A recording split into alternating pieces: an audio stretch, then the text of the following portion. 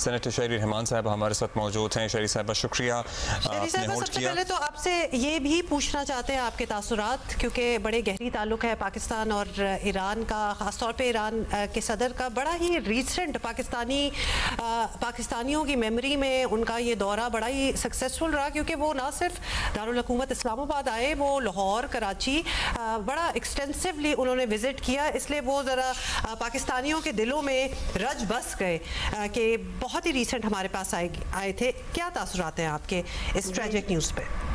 जी शुक्रिया।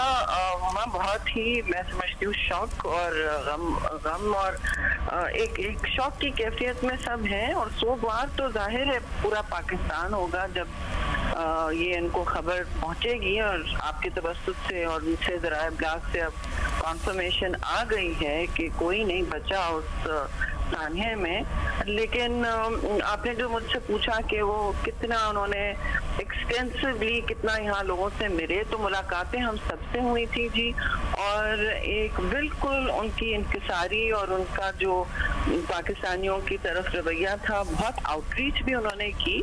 हर ना सिर्फ शहर में जाने की कोशिश, अपने भी उन्होंने इशाइये होस्ट किए, मेज़बानियाँ की यहाँ पे इस्लामाबाद में, जबकि आला सतह पे उनको सबसे मिलाया गया था। तो ये एक दिल में ज़ाहिर खलिश रहेगी कि हम बहुत सारी बातें और बहुत सारे लोगों में कि हम ना कर सके, और ये एक हमारे लिए बहुत बड़ा सान्या है जी कि हमारा ब्रादर मुल्क है और इतना बड़ा शौक इस वक्त वो फेस कर रहे हैं, इतने बड़ी मुश्किल और दुख का सामना, और मैं समझती हूँ मुश्तरका है ये।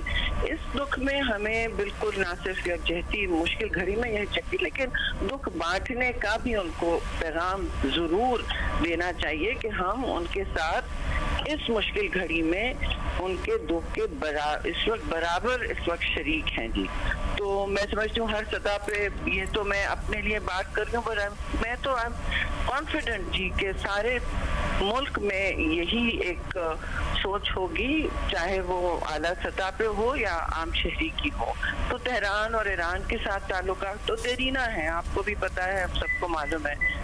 तो इस सूरत हाल में जब खैर की खबर नहीं आई जैसे आपने कहा, तो अब हम इसी सोच में पड़ गए कि हम अपनी दुआओं से उनको सब्र जमील किस तरह उनके लवायकीन को दिलवाएं, क्योंकि जाहिर है उनके लिए ज़ाती तौर पर भी, रियासती तौर पर भी, पॉलिटिकल तौर पर भी ये एक बहुत मुश्किल वक्त आ गया है उन पर। जी एक बहुत मुश्किल वक्त है, और कुछ हाइलाइट्स अगर इनके दौर के हम देखें, ज़ाहिर है अभी एक रीसेंट इनका दौरा पाकिस्तान था, कुछ तलखी हुई थी at the border, and then he himself chose to come to Pakistan, which showed कि ये तलखियाँ बढ़ाना नहीं, तलखियाँ कम करना चाहते थे।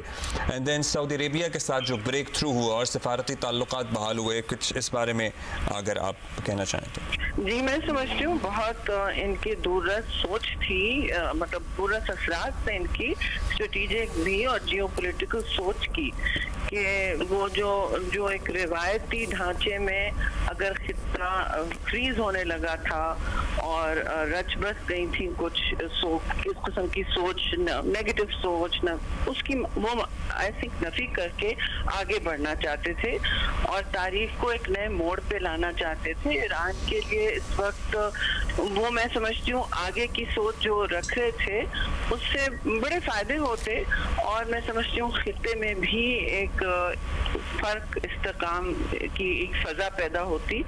देखिए क्योंकि अब ये दोस्ती करने का जो मौका है वो मैं फिर भी कहूँगी किसी के लिए गुजरता नहीं। आपने मैं आप कुछ चैनल पे ये बात पूछी जा रही थी कि ये अब ईरान में, अब तेहरान में क्या हालात होंगे, तो जी वो तो एक बहुत मैं समझती हूँ बहुत मुस्तहकम रियासत है, और उन्होंने जो चैलेंजेस फेस किए हैं संगीन, कभी सैंक्शंस, कभी मुश्किल हर किस्म के हालात में, कभी कभी वो हमने कभी उन्हें एक तो अकेला नहीं छोड़ा।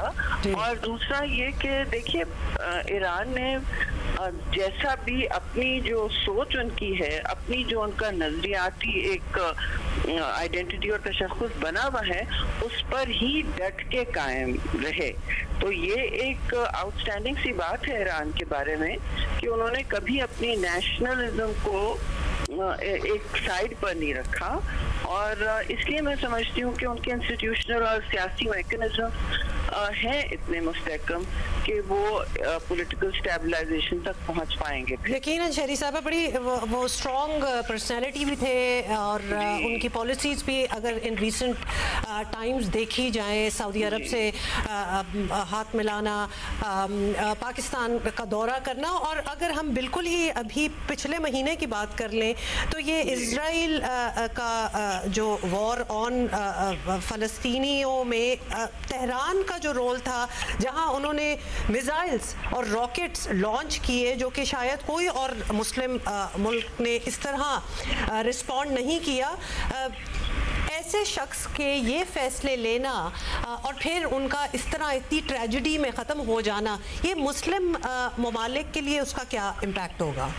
देखिए, मुस्लिम ममालिक तो इस वक्त मैं भी समझती हूँ कि इस वक्त शौक में होंगे, क्योंकि ये एक फितरी सी बात है, ये ह्यूमन नेचर में है जी इस वक्त के ये कैसे हुआ और कब हुआ। क्योंकि वहाँ आप देख रहे हैं, मैं तो सिर्फ टीवी के जरिए ही कह सकती हूँ, कोई ऑफिशियल जो भी खबर आती है उसकी बात पर ही हम तस्दीक करते हैं कि जी वेदर ख़राब था, बहुत संगीन किस्म का वहाँ स्मॉग नज़र आ रहा है टीवी पे। तो जो जितना भी आप देखें मुस्लिम ममालिक हैं, कोई भी इस वक्त ये नहीं सोचेगा कि जी अब हम आगे ना बढ़े। मैं समझती हूँ आगे बढ़ने का जो एक सिलसिला शुरू हुआ था उनकी ज़िंदगी में, उनकी हयाती में, वो शुरू रहना चाहिए। और पाकिस्तान ख़ास तौर पे इसमें ना सिर्फ दुख में शरीक है, लेकिन ये मैं समझती हूँ ये वक्त नहीं है हमारा कहने का कि आगे जाकर हम कहाँ खड़े होंगे, खित्ता कहाँ खड़ा होगा,